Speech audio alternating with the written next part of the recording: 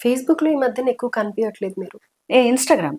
ఇన్‌స్టాగ్రామ్‌లో బికాజ్ ఎక్కువ use Facebook is చేస్తారు. A crap actually. Okay. To be honestly Facebook became a crap. Hmm. అందులో almost 90% చెత్త ఉంటుంది. జీహెచ్ఎంసీ వాళ్ళు చెత్త తీసుకెళ్లి గార్బేజ్ ఎట్లా పడేస్తారో ఫేస్‌బుక్‌లో అంత ఫేస్‌బుక్‌లో చెత్త అట్లా. ఉంటుంది. 10% గుడ్ పీపుల్ ఎప్పుడు సైలెంట్ ఉంటారు. బికాజ్ గుడ్ పీపుల్ ఎప్పుడు సైలెంట్‌గా ఉంటారు. అందుకే అప్పుడప్పుడు నేను కొన్ని ఎమోషనల్ పోస్టులు పెడుతూ ఉంటారు. మంచి వాళ్ళ మౌనం మంచిది కాదు సమాజానికి అని. రైట్. మంచి వాళ్ళు రెస్పాండ్ అవ్వాలి. రెస్పాండ్ అయినప్పుడే చెడ్డ వాళ్ళ కామెంట్స్ తగ్గిపోతాయి. సో అట్లా నేను ఎమోషనల్ పోస్ట్‌లకి చెడ్డ వాళ్ళ కామెంట్లు చాలా తక్కువ ఉంటాయి. హ్మ్. ఎమోషన్ అయినప్పుడు. మంచి వాళ్ళ కామెంట్స్ ఎక్కువగా ఉంటాయి. So I want to motivate those మంచి వాళ్ళు. రైట్. సో, కృష్ణ దగ్గరికి ఎప్పుడు చేరువయ్యారు? కృష్ణ యాక్చువల్లీ అంటే ఎలా ఉంటుందంటే కంప్లీట్‌గా మారిపోయింది. యాహ్! కృష్ణ అనే పేరు ఎత్తగానే మీ స్టైల్ ఎగ్జాక్ట్‌లీ. అంతా. Exactly. Krishna is an emotion. ఆయన ఎప్పుడు మనతోనే ఉంటాడు. మనకే మీరెప్పుడు తెలీదు. కనెక్ట్ అది మీరెప్పుడు మనకే ఆ వేలో తెలీదు. మన వెళ్లారు? జీవితాలలో ఎప్పుడూ ఉంటాడు. కానీ ఒక సందర్భం వస్తది. జీవితంలో ఏదో ఒక సందర్భం వచ్చినప్పుడు కనెక్ట్ అవుతాము. హ్మ్. ఆ రోజు మనకనిపిస్తది. స్వామి నువ్వు నాతోనే ఉన్నావు అసలు నేను పట్టించుకోలేదేంటి అని. మనుషులు పట్టించుకోరు. ఎందుకంటే మనుషులకు ఆశలెక్కువ, కోరికలెక్కువ, పోరాటం, ఆరాటం అన్నీ ఎక్కువ. భగవంతుడికి అవన్నీ ఉండవు. He is the controller. హ్మ్. ఆ 2020 కరోనా మూమెంట్‌లో లైక్ అమ్మ, నాన్న ఊర్లో స్ట్రక్ అయిపోయారు. నేను ఒక్కదాన్నే ఉన్నాను. మామూలుగా అంటే ఫ్రెండ్స్‌తో మనం అప్పుడప్పుడు మాట్లాడతాం. కరోనా టైంలో ఫోన్ చేసినా, మెసేజ్ చేసినా రెస్పాండ్ అయ్యేవాళ్ళు కాదు ఫ్రెండ్స్. ఏ okay. We are home, we are having family time అనేవాళ్ళు. అరే దుర్మార్గులా! కరోనా టైంలో ఫోన్ చేస్తే కూడా అసలు రెస్పాండ్ అవ్వరు. అంటే ఏ అవసరం వచ్చి కాదు ఊరికే మనం బోర్ అవును. కొట్టి 4 గోడలు, టీవీ. థాంక్ యూ చెప్పుకోవాల్సింది ఏంటంటే ఇంటర్నెట్ వాళ్ళకి. అవును. లేకపోతే అసలు లైఫ్ చాలా బోర్ కొట్టేది. ఆ సందర్భంలో రోజు మెడిటేషన్ చేసేదాన్ని నేను. So, Krishna was with me. చిన్నప్పుడంతా నాకు శివుడు బాగా ఇష్టం. శివుడు, అమ్మవారంటే బాగా ఇష్టం.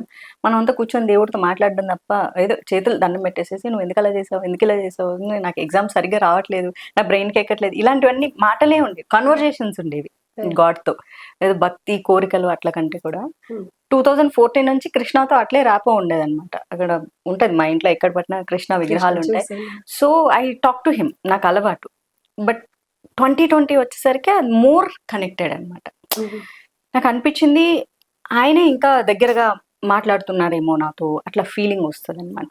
మనకి రైట్. భగవంతుడితో మనం ఎప్పుడైతే బాగా మనం చెప్పుకుంటామో, ఎవరూ లేనప్పుడు మనిషికి భూమి మీద ఎవ్వరు సహకరించినప్పుడు సహకరించే ఒకే ఒక శక్తి దేవుడు. సో, ఎవ్వరు సహకరించనప్పుడు పార్టీలో కూడా ఇందాక విన్నాం. ఇండస్ట్రీలో కూడా సహకరించలేదు. ఆ డిప్రెషన్ అనుకోవచ్చా? లేపోతే ఏంటి అదొక రకమైన స్ట్రెస్ అయితే ఉంటాం. అవును. అవును. డెఫినెట్‌గా. మనం అనుకున్నది సక్సెస్ అవ్వలేదు అనంటే గనక స్ట్రెస్ అనేది ఉంటుంది. అది ఎలా మీరు బ్యాలెన్స్ చేసుకున్నారు? ఆహ్, నేను వెరీ ఎమోషనల్ పర్సన్. చాలా మందికి తెలియనిదేంటంటే, ఎమోషనల్ పీపుల్ బయట సొసైటీలో చాలా స్ట్రాంగ్‌గా ఉంటారు. హ్మ్. ఇంట్లో బాగా ఏడ్చేవాళ్ళు బయట చాలా కఠినంగా మాట్లాడతారు. నేను కూడా అలాంటి అమ్మాయినే. దట్ నో వన్ నోస్ నేను ఏడుస్తాను. బట్ నా ఫ్రెండ్స్‌కి తెలుసు. నా క్లోజెస్ట్ ఫ్రెండ్స్‌కి తెలుసు ఐ క్రై ఎ లాట్. హ్మ్. చాలా చాలా ఏడుస్తాను. చాలా డిప్రెషన్, చాలా స్ట్రెస్ ఉంటుంది ఎలా నాకు. ఓవర్‌కమ్ అయ్యారు? అదే అంటే ఒక బాధొస్తే ఆ బాధని నేను ఎక్కువ రోజులు ఫీల్ అవుతా. నేను దాన్ని ఇక్కడ డ్రాప్ చేసేసి కొత్త పనిలోకి వెళ్ళిపోను. ఎందుకంటే వెళ్ళిపోతే ఏమైతదంటే మళ్ళీ ఏదో ఒక రోజు అది మనల్ని హిట్ చేస్తది. హ్మ్. అలా కాకుండా అసలు ఒక పెయిన్‌ని నేను 100% అనుభవిస్తా. అది 3 నెలల, ఇంకా 4 నెలల కాదు. అప్పుడు ఆటోమేటిక్‌గా ఏంటంటే మనిషికి కన్నీళ్ళు ఎన్ని రోజులొస్తాయి? దానికి కూడా ఒక లిమిటేషన్ ఉంటుంది. సో, ఒక సర్టెన్ స్టేజ్‌లో ఆగిపోతుంది. సో, ఆటోమేటిక్‌గా బ్రెయిన్ ప్రిపేర్ అవుతుంది. హ్మ్. ఇంక చాలు బాధ. ఇంతవరకు బాధపడ్డావు కదా! నెక్స్ట్ పనేంటో చూడు అని. చాలా సహజంగా ఓవర్‌కమ్ అవ్వటానికి ట్రై చేస్తాను. ఈ మధ్య ఇన్‌స్టాగ్రామ్‌లో పీపుల్‌కి కూడా నేను మోటివేషన్ అదే ఇస్తున్నా. When you get a pain, when you are hurt, when you want to cry అలా వదిలేసి వేరే పనిలోకెళ్ళిపోద్దు. చాలా మంది చెప్తారు బయటికి రా, పార్టీకి రా, జనాలతో కలువు, నీకు పెయిన్ పోదు. ఎందుకంటే బాడీ మాత్రమే బయటికెళ్తది. ఇక మైండ్ మనతోనే ఉంటుంది. ఆ! మళ్ళీ అది మనం చాలా సఫర్ రాగానే అవుతది. మళ్ళీ అదే గుర్తొస్తూ ఎగ్జాక్ట్‌లీ ఉంటుంది. గుర్తొస్తూ ఉంటుంది. సో, దానికి ఏమి ఇవ్వాలి? టైమ్ ఇవ్వాలి. హ్మ్. బ్రెయిన్‌కి టైమ్ ఇవ్వాలి కదా! నువ్వు ఫోర్స్‌ఫుల్‌గా కొత్త థాట్స్‌ని ఎట్లా చేస్తావు? ఎట్లా పడతది? పట్టదు. మనం భోజనం తిన్నాక మన బొజ్జలోకి ఇంకో ముద్ద ఎక్కువ కూడా పోనప్పుడు థాట్ ప్రాసెస్ ఎట్లా పోతది? So, I give time to come out. మళ్ళీ వస్తా. మళ్ళీ కొన్ని రోజులు బావుంటా. మళ్ళీ మనకు లైఫ్‌లో ప్రాబ్లమ్ వస్తుంటుంది. అట్లనే అంతే.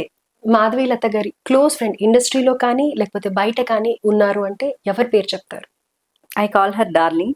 ఓకే. హరిత తన పేరు. 20 ఇయర్స్ ఫ్రెండ్‌షిప్ మాది. Okay. She is the best. She is the bestest. She is the only one. So తను తప్ప నా లైఫ్లో ఇంకెవరిని బెస్ట్ ఫ్రెండ్గా నేను యాక్సెప్ట్ కూడా చేయలేను. Okay. ఎందుకంటే అంత అవసరం లేదు. Because when I have everything, దేవుడు నాకు భూమి మీద ఇంకేమన్నా ఇచ్చాడు పేస్ట్ అంటే she's the one. Okay. She'll understand everything. నేను మాట్లాడినా మాట్లాడకపోయినా, మౌనంగా ఉన్నా, అలిగినా, హర్ట్ అయినా, అరిచినా, ఏం చేసినా దానికి అర్థమవుతుంది. రైట్.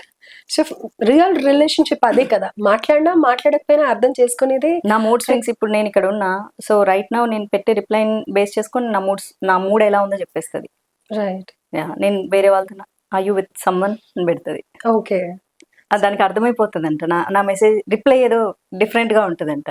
నాకు తెలియదు అది. ఓకే.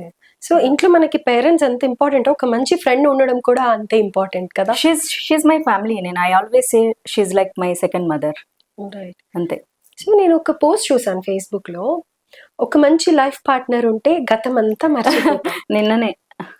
ఏంటి నిన్ననే పోస్ట్ చేశారు. నేననే పోస్ట్ చేశాను. Yes. అంటే ఏమైనా ఎక్స్పెక్ట్ చేయొచ్చా మాధవీలత గారి నుంచి? అది నాకు తెలీదు, బట్ మంచిగా అనిపించింది కోట్. కోట్ మంచిగా అనిపించింది. అవును, అనిపించడానికి మంచిగా కూడా అనిపించింది. అలాంటివి కూడా ఎందుకు కనిపిస్తాయి? ఏదైనా మనకి ఎందుకు కనిపిస్తుంది కనిపిస్తుంది అంటే మన థాట్ ప్రాసెస్ ఎలా పాజిటివ్ గా ఉంటే కదా. అలాంటివి కనిపిస్తాయి. సో మరి ఏంటి థాట్ ప్రాసెస్ ఇప్పుడు? Thought process is very positive. Positive. Yes. అంటే ఎక్స్పెక్ట్ చేయొచ్చా మాధవీలత గారి దగ్గర నుంచి మిస్టర్ ఏమైనా వస్తున్నారంటారా? మిస్సెస్ మాధవీలత అయ్యేలాగా ఏదన్నా ఉందా? ఏమో, కృష్ణ ప్లాన్ చేసే ఉంటాడు కదా, డెఫినెట్ గా ప్లాన్ చేసే ఉంటాడు. అసలు ఆ విషయంలో డౌటే లేదు నాకు. ఇప్పుడు ఇన్ని ఇయర్స్ లో ఎవ్వరు మీకు నచ్చలేదా? ఈ పర్సన్ కి నేను కనెక్ట్ అవుతున్నా అని కానీ కనెక్షన్ ఇస్ డిఫరెంట్. అసలు ఈ మనిషితో ఉంటే లైఫ్ అంతా మర్చిపోతాం అనే ఫీలింగ్ డిఫరెంట్. నా ఫీలింగ్ ఎలా ఉంటుందంటే, నా మీద నాకే క్లారిటీ లేనప్పుడు, నేను నా మీద బాధ్యత పూర్తిగా తీసుకోలేనప్పుడు నేను ఇంకొకరి మీద బాధ్యత తీసుకోలేను. ఎదుటోళ్ళ మీద నేను బాధ్యత తీసుకోగలిగిన స్థాయి నా మైండ్ ఉన్న రోజే నేను పెళ్లి చేసుకోవాలి. సో అందుకే నేను ప్రతిసారి ఎవరైనా పెళ్లి గురించి అడిగితే నేను సరైన సమాధానం చెప్పేదాన్ని కాదు. ఒక్కొక్క ఆన్సర్ ఒక్కొక్క స్టూపిడ్ గా ఉంటుంది. ఎందుకంటే because I don't have clarity కదా. నేను ఇంకొక పర్సన్ ని రెస్పాన్సిబుల్ గా చూసుకోగలను అనేంత మెచ్యూరిటీ నాకు లేదు. ఇప్పుడు వచ్చింది.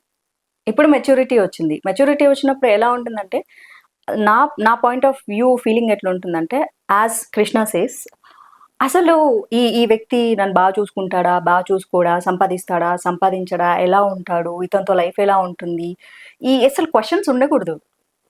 జీరో అనమాట. ఆ వ్యక్తిని చూసినప్పుడు హీస్ కృష్ణ అని నేను ఫీల్ అయితే జీరో క్వశ్చన్స్, అనుమానాలు ఇంక ఇవేవి ఉండకూడదు. మామూలుగా మనిషికి ఒక సంబంధం చూస్తే మంచోడా, చెడ్డోడా, ఆస్తుందా, ఉద్యోగం ఏంటి, ఎలా చూసుకుంటాడు, తెల్లగా ఉన్నాడా, నల్లగా ఉన్నాడా, ఇన్ని చూస్తారు. అవి ఏవి చూసే అవసరము నాకు రానివ్వడు అని చెప్పేసి నాకు త్రూ కృష్ణ నాకు అనిపించింది. అలాంటి రోజు అలాంటి పర్సన్ వస్తే నా దగ్గర ఏ క్వశ్చన్స్ ఉండవు, జీరో. దట్ మూమెంట్ అట్లా ఆగిపోయినప్పుడు, ఇవన్నీ సినిమాలోనే జరుగుతాయంటే లేదు, జీవితంలో కూడా జరుగుతాయి.